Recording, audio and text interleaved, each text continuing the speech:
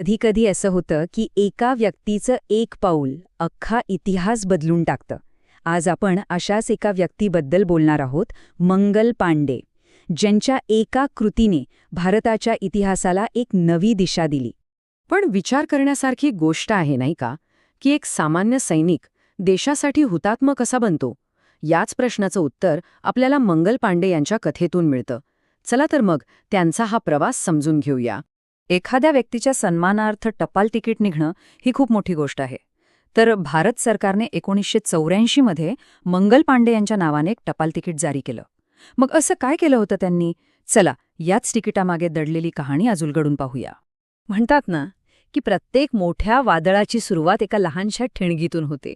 तर 1857च्या त्या मोठ्या बंडाची ती पहिली ठिणगी नेमकी कशी पडली हेच आपण आता पाहणार आहोत. आता ही गोष्ट नीट समजून घ्यायची असेल तर शिपाई या शब्दाचा अर्थ समजून घेणं खूप महत्वाचं आहे. शिपाई म्हणजे कोण?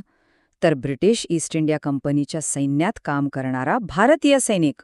म्हणजे बघा, ते लढत होते कंपनीसाठी, पण त्यांची निष्ठा, त्यांचं मन भारताशी जोडलेलं होतं. हा एक मोठा पेच होता नाही का? तर मंगल पांडे हे 34व्या बंगाल नेटिव्ह इन्फंट्रीमध्ये एक शिपाई होते, एक कर्तव्यनिष्ठ सैनिक.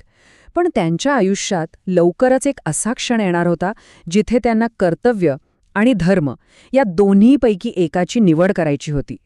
तर मग नक्की असं काय झालं की पांडे यांच्यासारख्या अनेक शिपायांच्या संयमाचा बांध फुटला?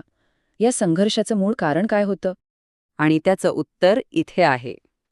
संघर्षाचं मूळ होतं एक नवीन रायफल, एनफील्ड रायफल. या रायफलची जी काडतुसं होती ना, ती वापरण्याआधी दाताने तोडावी लागायची. आणि इथेच खरी मेख होती. एक अफवा पसरली होती की या काडतुसांना गायीची आणि डुकराची चरबी लावलेली आहे. आता विचार करा, गाय हिंदूंसाठी पवित्र आणि डुक्कर मुस्लिमांसाठी निषिद्ध. म्हणजे हा हिंदू आणि मुस्लिम दोन्ही शिपायांच्या धर्मावर आणि श्रद्धेवर केलेला थेट हल्ला होता. म्हणजे बघा, हा फक्त एका सैनिकी आदेशाचा प्रश्न नव्हता. नाही, शिपायांसाठी हा त्यांच्या धर्माचा, त्यांच्या अस्मितेचा प्रश्न बनला होता. त्यांच्यासमोर एक अशक्य निवड होती. एकीकडे अधिकाऱ्याचा आदेश होता आणि दुसरीकडे होता आपला धर्म. काय करायचं? आणि याच पेचप्रसंगातून त्या निर्णायक घटनेचा जन्म झाला. ती घटना जिने ह्या असंतोषाला एका उघड बंडाचं स्वरूप दिलं, बॅरकपूरची घटना. इथे जरा तारखांवर नजर टाका. 29 मार्च 1857 आणि 8 एप्रिल 1857. फक्त काही दिवसांचं अंतर. पण याच काही दिवसांमध्ये भारताच्या इतिहासाला कलाटणी देणारी घटना घडली. एका बाजूला बंड आणि दुसऱ्या बाजूला बलिदान. यात फक्त 10-12 दिवसांचं अंतर होतं. तर त्या दिवशी 29 मार्चला नक्की काय घडलं? सगळ्यात आधी मंगळ पांडे यांनी ती नवीन काडतुसं वापरायला साफ नकार दिला. पण गोष्ट इथेच थांबली नाही. त्यांनी पुढे जाऊन आपल्या ब्रिटिश अधिकाऱ्यांवर हल्ला केला. आणि एवढंच नाही, तर बाकीच्या शिपायांनाही आवाहन केलं की उठा आणि या ब्रिटिश राजवटीविरुद्ध बंड करा. तर मग पांडे यांच्या या कृतीचे परिणाम काय झाले? त्यांच्या या बलिदानातून एका नव्या पर्वाची सुरुवात कशी झाली? चला आता ते पाहूया. ब्रिटिशांना या एका कृतीची ताकद बरोबर कळली होती. त्यांना भीती वाटत होती की मंगल पांडे यांच्यामुळे संपूर्ण देशात बंडाची आग पसरेल. आणि म्हणूनच हा उठाव दाबण्यासाठी त्यांनी पांडे यांना नियोजित तारखेच्या 10 दिवस आधीच फाशी दिली. त्यांना वाटलं की असं केल्याने बंड दडपलं जाईल. पण झालं उलटंच. त्यांना दाबण्याचा हाच प्रयत्न क्रांतीची सगळ्यात मोठी प्रेरणा ठरला. आणि मग उजाडलं ते वर्ष 1857.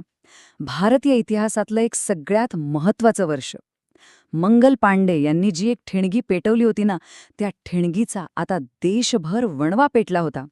एका सामान्य शिपायाच्या धैर्याने एका बलाढ्य साम्राज्याला आव्हान दिलं होतं. आणि म्हणूनच आपण सुरुवातीला पाहिलेलं ते टपाल तिकीट इतकं महत्त्वाचं आहे. मंगल पांडे यांना भारतीय स्वातंत्र्य लढ्यातले पहिले हुतात्मा मानलं जातं. त्यांचं बलिदान वाया गेलं नाही. उलट त्यांचं नावच ब्रिटिश सैनिकांसाठी बंडखोर या शब्दाचा समानार्थी शब्द बनलं. आणि त्यांचं शौर्य येणाऱ्या अनेक पिढ्यांसाठी अन्यायाविरुद्ध लढण्याची एक मोठी प्रेरणा ठरलं. शेवटी हाच प्रश्न उरतो नाही का, की एका व्यक्तीची कृती इतिहासात इतकी कशी काय घुमवू शकते? पण मंगल पांडे यांची कथा आपल्याला हेच तर सांगते की कधी कधी फक्त एका व्यक्तीचं धैर्य, एका योग्य वेळी उचललेलं एक पाऊल इतिहासाची दिशा कायमची बदलून टाकतं.